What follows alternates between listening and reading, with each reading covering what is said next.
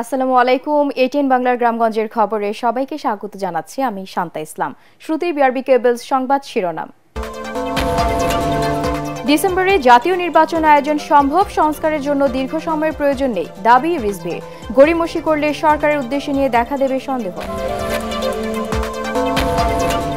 সুনামগঞ্জে আওয়ামী লীগ সমর্থকদের মালিকানাধীন 11টি বিলে 10 কোটি টাকার মাছ লুট। এভাবেই লুটপাট চললে আইন শৃঙ্খলা পরিস্থিতি পুরোপুরি ভেঙে পড়বে, আশঙ্কা এলাকাবাসীর।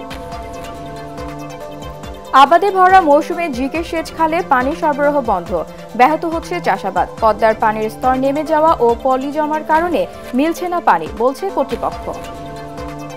এবং বিএনপি অফিসের পিয়ন পরিচয় দিয়ে আশুলিয়া থানার ওসিকে হেনস্থাকারী ভাইরাল যুবক সুমন মিয়া গ্রেপ্তার।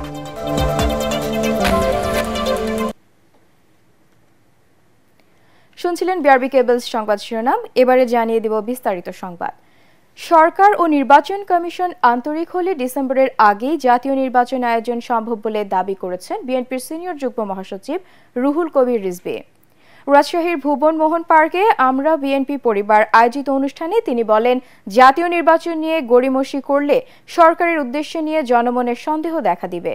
জুলাই গণ অভ্যুত্থান এবং বিগত 15 বছর শেখ হাসিনা বিরোধী আন্দোলনে রাজশাহী ও চাঁপাইনবাবগঞ্জ জেলার শহীদ ও আহতদের পরিবারের সাথে সাক্ষাৎ অনুষ্ঠানে রিজভী বলেন, গণপরিষদ আর স্থানীয় সরকার নির্বাচনের কথা বলে, একটি মহল বিভ্রান্তি সৃষ্টি করছে। সুষ্ঠু নিরপেক্ষ নির্বাচন আয়োজনে প্রয়োজনীয় সংস্কার করতে দীর্ঘ সময়ের প্রয়োজন নেই বলেও দাবি করেন তিনি। ডিসেম্বরের মধ্যে ইলেকশন করা কঠিন, কেন কঠিন হবে? এখনো আপনার 9-10 মাসের মতো বাকি আছে, তো নির্বাচন করতে এত সময় লাগবে না। এই নির্বাচন তো শেখ হাসিনা 15 বছর আটকে দিয়েছিলেন, ভোটাররা ভোট কেন্দ্রে যেতে পারেনি। ভোটাররা যাওয়ার আগেই দেখেছে তার ভোট দেওয়া হয়ে গেছে, দিনের ভোট রাত্রে হয়েছে। আমাদের নির্বাচনী প্রতিষ্ঠান, আমাদের গণতান্ত্রিক প্রতিষ্ঠান সবগুলো পা দিয়ে দুমড়ে মুচড়ে শেষ করে দিয়েছে শেখ হাসিনা। আমাদের সেইখান থেকে ফিরে আসতে হলে আমাদের এই প্রতিষ্ঠানগুলোকে সজীব করতে হবে, প্রাণবন্ত করতে হবে। তো এইগুলোর জন্য এত গড়িমসি কেন? রাজনৈতিক পট পরিবর্তনের পর বিএনপি নেতাদের অংশীদার করেও জলমহাল রক্ষা করতে পারছে না দিরাই শালার আওয়ামী লীগ সমর্থক ইজারাদাররা।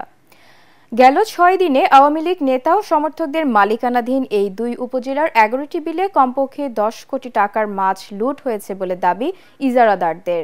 এদিকে স্থানীয় বিএনপির নেতারা এ ধরনের ঘটনাকে বিগত সময়ে সরকার দলীয়দের অত্যাচারে অতিষ্ঠ সাধারণ মানুষদের ক্ষোভের বহিঃপ্রকাশ বলে মন্তব্য করেছেন। সুনামগঞ্জ প্রতিনিধি পঙ্কজদের পাঠানো তথ্যচিত্রে ডেস্ক রিপোর্ট। সুনামগঞ্জের কামানবিল থেকে মাছ ধরে নিয়ে যাওয়ার মধ্য দিয়ে জলমহল লুটের অরাজকতা শুরু হয় দিরাই ও শাল্লায়। কাগজপত্রে এই বিলের ইজারাদার চরণাচর বিএম মৎস্যজীবী সমবায় সমিতি লিমিটেড। সমিতির নামে ইজারা থাকলেও এই জলমহলের মালিক হিসেবে পরিচিত দিরাই পৌরসভার সাবেক মেয়র আওয়ামী লীগ নেতা মোশাররফ মিয়া ও উপজেলা আওয়ামী লীগের সাবেক সহসভাপতি ইউনিয়ন পরিষদ চেয়ারম্যান জয়কুমার বৈষ্ণব। বিগত সময়ে সাধারণ মানুষের প্রতি তাদের অত্যাচারের কারণে এমন লুটপাটের ঘটনা ঘটছে বলে মনে করছেন উপজেলা বিএনপির নেতারা। তবে গেল কয়েকদিনে 11টি বিল থেকে কমপক্ষে 10 কোটি টাকার মাছ লুট হয়েছে বলে দাবি ইজারাদারদের। বিভিন্ন গ্রামের বাঙ্গাডোর, ডায়ারগাঁও, নোয়াগাঁও, ইসলামপুর ওইগুলার লোকগুলা প্রায় 1-2 লোক হইব। আমার বিলও প্রায় 90 লক্ষ টাকার ক্ষতি হয়েছে। থানা তো জ্বালাইছি, পুলিশও গেছি, নিজে গিয়ে কিছু রক্ষা করতে পারেনি। দিরাই থানা থেকে 3-4 জন পুলিশ গেছে, এর আগে দেখছে, দেখে এরা কন্ট্রোল করার মতো না। এরা মানে মিছিল সহকারে গিয়া লাইমিয়া কইতেছে লুটপাট করে খাও। 5 আগস্টের পর আওয়ামী লীগের নেতারা কোনো বিলে স্থানীয় কিছু বিএনপির নেতাদের অংশীদার করেছেন, তবুও ঠেকানো যাচ্ছে না লুটপাট। আমরা নেতা কর্মী সহ সকলরে আমরা নির্দেশ যেটা এটা দেওয়া আছে যে যার যার অবস্থান থেকে এটা নিবারণ করা। জলমহলের নিরাপত্তা নিশ্চিতে সেনাবাহিনী, পুলিশ ও গ্রাম পুলিশকে বলা হয়েছে বলে জানালেন জেলা প্রশাসক।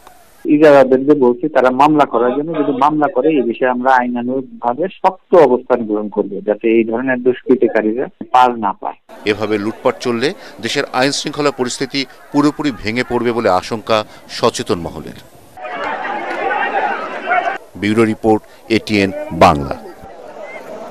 রাশিয়া থেকে রূপপুর পারমাণবিক বিদ্যুৎ কেন্দ্রের মালামাল নিয়ে বার্বাডোজ পতাকাবাহী জাহাজ এমভি ওসেন মেরি মংলা বন্দরে জেটিতে ভিড়েছে। জাহাজটির শিপিং এজেন্ট ইন্টারপোর্ট শিপিং এর ম্যানেজার জানান, রাশিয়ার সেন্ট পিটার্সবার্গ বন্দর থেকে 501 প্যাকেজের 513 মেট্রিক টন বিদ্যুতের মালামাল নিয়ে মংলা বন্দরের উদ্দেশ্যে ছেড়ে আসে। আমদানি করা ওইসব মালামাল বন্দর জেটি থেকে সড়ক পথে নেওয়া শুরু হবে রূপপুর পারমাণবিক বিদ্যুৎ কেন্দ্রে।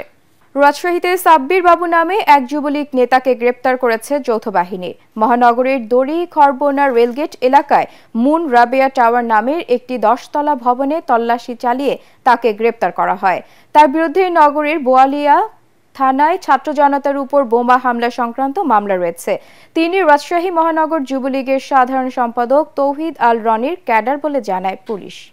বৈষম্যহীন বাংলাদেশ গড়তে উত্তরবঙ্গ থেকে উপদেষ্টা নিয়োগের দাবিতে চাঁপাইনবাবগঞ্জে মানববন্ধন কর্মসূচি পালিত হয়েছে। বৃহস্পতিবার বিকেলে নবাবগঞ্জ সরকারি কলেজ গেটের সামনে বৈষম্য বিরোধী ছাত্র আন্দোলন জেলা শাখার আয়োজনে এই কর্মসূচি পালিত হয়। মানববন্ধনে বক্তব্য রাখেন জেলা বৈষম্য বিরোধী ছাত্র আন্দোলনের আহ্বায়ক আব্দুর রহিম, সদস্য সচিব সাব্বির আহমেদ, মুখ্য সংগঠক মোত্তাসিন বিশ্বাস ও যুগ্ম আহ্বায়ক মাহিন খান। বক্তারা স্বৈরাচার শেখ হাসিনা সরকারের বিরুদ্ধে ছাত্র জনতার আন্দোলনে উত্তরবঙ্গের অনেকেই নিহত ও আহত হলেও উপদেষ্টা নিয়োগে বৈষম্য করা হয়েছে বলে অভিযোগ করেন। আবাদে ভরা মৌসুমে জিকে সেচ খালে পানির সরবরাহ বন্ধ থাকায় ব্যাহত হচ্ছে চাষাবাদ। নির্ধারিত সময়ে পানি না পাওয়ায় ক্ষতির মুখে পড়েছেন কৃষকরা। সেচ পাম্প মালিকদের কাছ থেকে বাড়তি টাকা দিয়ে কিনতে হচ্ছে পানি। এতে উৎপাদন খরচ বেশি ও ফলন হ্রাস পাওয়ার আশঙ্কা তাদের। পানি উন্নয়ন বোর্ডের কর্তৃপক্ষ বলছেন, পদ্মা নদীর পানির স্তর নেমে যাওয়ায় এবং পলি অপসারণ না হয় এই সংকট দেখা দিয়েছে। চুয়াডাঙ্গা প্রতিনিধি রফিক রহমানের পাঠানো রিপোর্ট, জানাচ্ছেন ঐশী ঘোষামী প্রমা। চুয়াডাঙ্গা সদর ও আলমডাঙ্গায় জিকে সেচখাল রয়েছে প্রায় 136 কিলোমিটার জুড়ে। এই প্রকল্পের আওতায় প্রতি বছর 5000 হেক্টর জমিতে বুড়ো ধান, ভুট্টা, গম, মুসুরি, সরিষা সহ বিভিন্ন ফসলের চাষ করেন কৃষকরা। কিন্তু বুড়ো ধান সহ অন্যান্য ফসলের ভরা মৌসুমে বন্ধ রয়েছে জিকে সেচখালের পানি সরবরাহ। এতে ব্যাহত হচ্ছে চাষাবাদ। খালে পানি না থাকায় কৃষকরা বাড়তি দামে সেচ পাম্প মালিকদের কাছ থেকে পানি কিনতে বাধ্য হচ্ছেন। তারপরেও নির্দিষ্ট সময়ে পানি না পাওয়ায় শুকিয়ে যাচ্ছে জমি। এতে দুশ্চিন্তায় কৃষকরা। কারেন্ট বিল বেশি, সব দিতে খরচ বেশি।